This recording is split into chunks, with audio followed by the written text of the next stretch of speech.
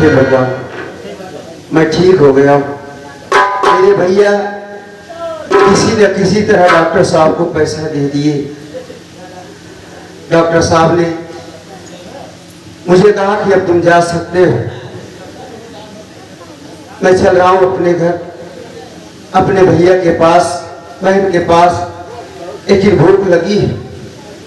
देख रहा हूँ सामने माँ की मंदिर दिखाई दे रही है।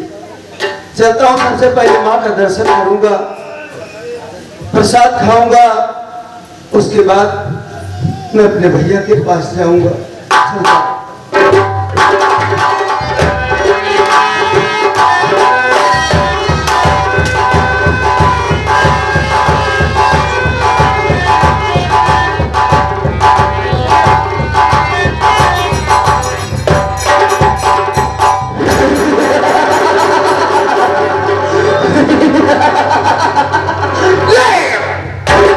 कसम भोलेनाथ, कसम भोलेनाथ के चूने में नूना मिलाई के।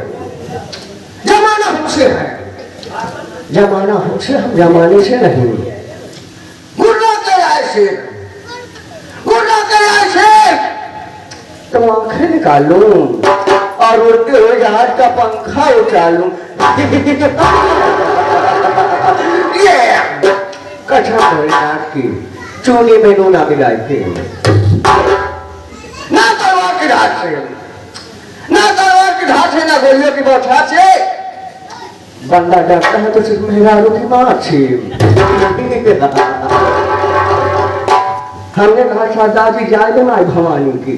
जय मां भवानी, जय मां भवानी की। जय मां भवानी। देखिए ये बता, हाँ कल्ला जी, इतना लेट से क्यों आ रहा है? हाँ लेट से? हाँ क्या बताऊं, मैं चला गया था शेन काटने के लिए। अच्छा, हाँ तो सेल भी करता है? क्या बताऊं, मैं शेन काटता हूँ और कुछ काट इधर उधर चोरी चकारी करता हूँ। तो इस काम में हमको ज्यादा मुनाफा नहीं हो रहा था। फिर क्या करने लगा? फिर करने लगा। और क्या, लेकिन क्या बताऊं, पिला जाता हूँ। एक तो मेरे सामने इसकी बात मत किया कर। हाँ तो दादी अब कहाँ को पिलाना है? प्लान नहीं, प्लान। क्या प्लान है? क्यों आप लोग यही सोच रहे होंगे कि कौन आ गई, कहाँ से आ गई, इसका नाम क्या है, कहाँ की रहने वाली है? बहुत अच्छी बात। साथियों, मैं वही राजता हूँ, मैं वही राजता हूँ जो कि गजराज सिंह मेरे इज्जत के साथ प्रयास किया और मुझे उठाकर बहती हुई नदी में फेंक दिया। साथियों, ये तो ऊपर वाले का करम था कि मैं उस गंगा नदी में बहती जा रही थी और उसी गंगा नदी किनारे से डाकुओं का झुंड जा रहा था। डाकू लोग मुझे उस नदी में तैरते हुए देखकर मुझे उठाकर अपने गुफा में ले गए और गुफा में ले जाने के बाद मुझे जब होश आया तो लोग मुझे पूछने लगे कि तू कौन है, कहाँ की रहने वाली, तेरा नाम क्या है? मैं अपनी सारी कहानी उन्हें बताई और वो लोग कहने लगे कि राधिका, अगर तुझे अपने अपमान का बदला लेना है, अपने अपमान का बदला चुकाना है, तो अपने हाथों में बंदूक उठा और राधिका से तुम्हारा नाम बदलकर ठाकुर रानी के नाम से हो जा। तभी तेरे अपमान का बदला पूरा हो पाएगा। साथियों, मैं उसी दिन से अपने हाथों में बंदूक उठा ली हूं और जब तक मैं उस हरामजादे गजराज को इस गोलियों से मार नहीं दूंगी तब तक मैं ये बंदूक रखूंगी नहीं। लेकिन सुनो, हाँ कल्ला जी।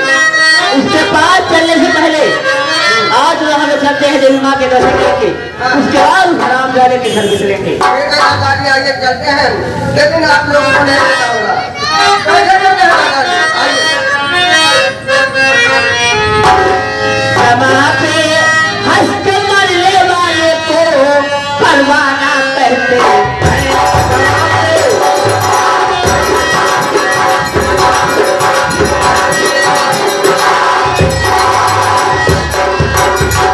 समा पे हंस के मरने वाले को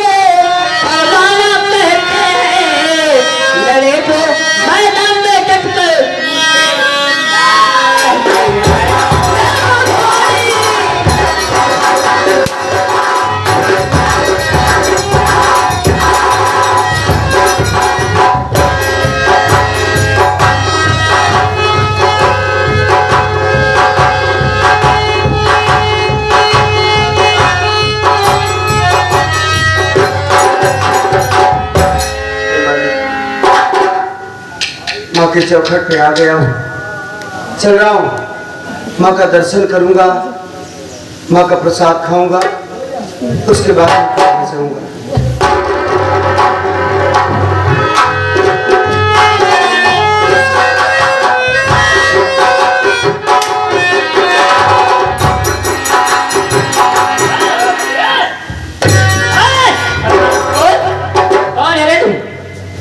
हमको तो लगता है कोई पुलिस का मुखबिर है ये। हरामजादे। सरदार जी, मैं कोई पुलिस का मुखबिर नहीं हूँ। कौन है तू? मैं तो माँ का दर्शन करने आया था, प्रसाद खाने आया था। भगवान, ये मैं क्या देख रहा हूँ? सरदार जी की शक्ल तो मेरी भाभी माँ की जैसी है। कहीं कहीं ये मेरी भाभी माँ तो नहीं? मैं इनसे पूछूंगा। सरदार जी, और क्या पूछना चाहता है? अगर आप बुरा न माने तो मैं आपसे कुछ पूछना चाहता हूँ। क्या पूछना चाहता है? पूछ।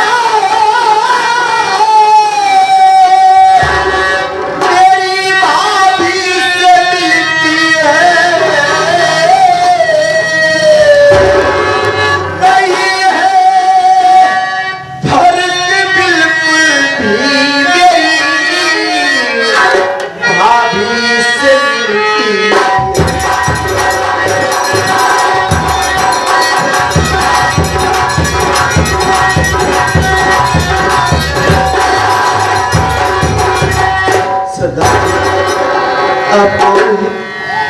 आपका नाम क्या है? मैं आपको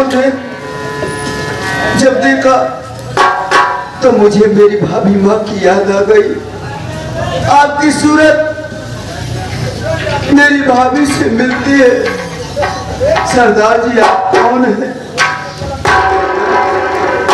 मेरी सूरत तेरी भाभी से मिलती है। तेरा नाम क्या है? मुन्ना। ये तुम मुझे देख रहा है? तेरा नाम क्या है? मुन्ना। आप मेरा नाम जानना चाहती हैं? हाँ मुन्ना, तेरा नाम क्या है? मेरा नाम रोहित है और मैं रामपुर का रहने वाला हूँ। आप कौन है सरदार जी? आपका नाम क्या है सरदार जी? मुझे बता दीजिए सरदार जी, मुझे बता दीजिए। मुन्ना, मेरा नाम राधिका है। मेरा नाम राधिका है।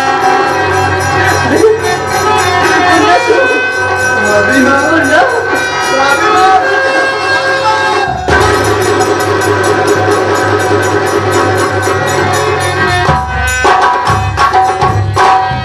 मुन्ना, लेकिन भाभी माँ, ये तुम डाकू कैसे डाकू बन गई भाभी माँ? मुन्ना, उस दिन वो हरामजादा गंडासी मेरी इज्जत के साथ खिलवाड़ किया और जब उस वक्त मुझे मेरी इज्जत बचाने के लिए आया, वो हरामजादा मेरे सीने में गोली चला दिया और मुझे उठाकर नदी में फेंक दिया। मुन्ना, मैं नदी में बहते बहते जा रही थी।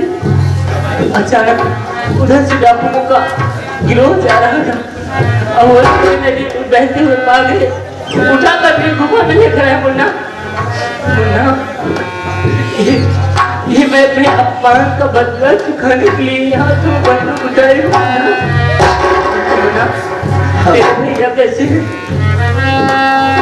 भैया तो ठीक है भाभी माँ। आप प्रीति कैसे? चलो भाभी माँ, हम सब भैया के पास चलते हैं। नहीं मुन्ना, मेरे पास इतना टाइम नहीं है, मेरे पास इतना समय नहीं है, क्योंकि मेरे पीछे पुलिस लगी हुई है। मुझे ज्यादा देर रुकना सही नहीं, मैं जा रही हूँ मुन्ना, तो अपना ख्याल रखना।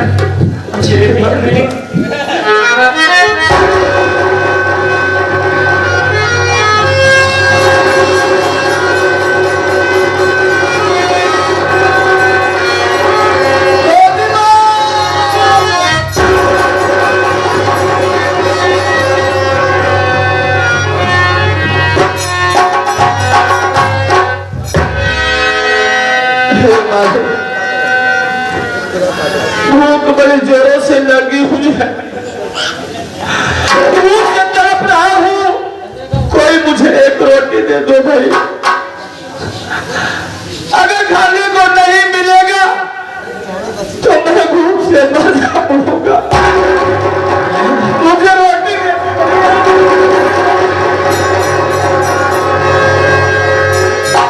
भैया भैया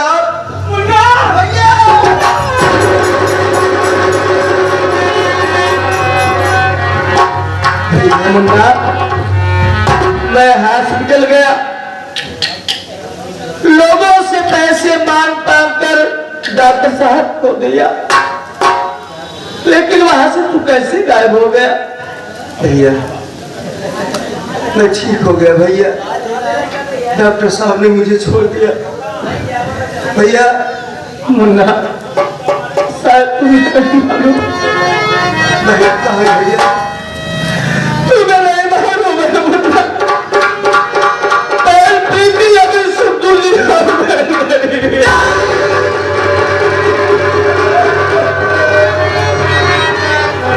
मेरी बहन को क्या हो गया भैया? ना जाने कौन वो दरिंदा बहन को जान से मार डाला। काश मैं उसका नाम जानता, उसका पता जानता, तो उसके घर को आग लगा देता, उसे दुनिया से मिटा कर रख देता। जब पहुंचा तो बहन कब तोड़ चुकी थी। ये बता मुन्ना, भैया तू ठीक तो है? यहाँ कैसे? भैया क्या बात? रात से जब निकला सोचा कि माँ का दर्शन कर लूं, प्रसाद खा लूं। भैया भैया क्या कहना चाहते हो? मैं आपको खुशखबरी सुनाना चाहता हूँ। कौन सी खुशखबरी मेरे भाई? प्यारे भैया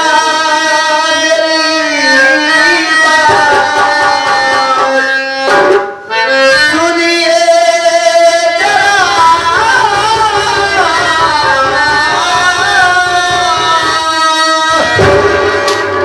मेरी भाभी अभी जिंदा संसार में। ये तू क्या कह रहा है?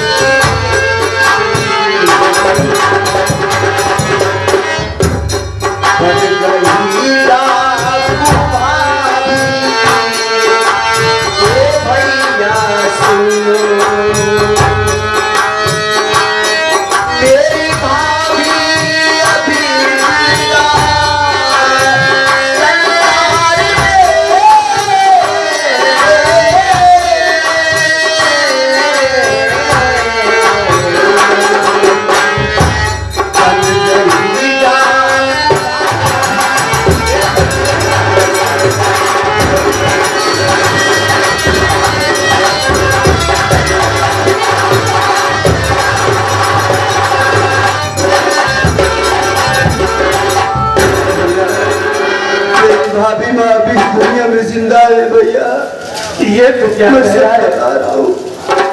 तेरी भाभी अभी इस दुनिया में जिंदा है। हाँ भैया, अरे मुन्ना, क्या तुम उससे नहीं मिलवाया? तेरी भाभी कहाँ पर है? मैं उससे मिलना चाहता हूँ, उसे देखने के लिए। मेरे भाभी,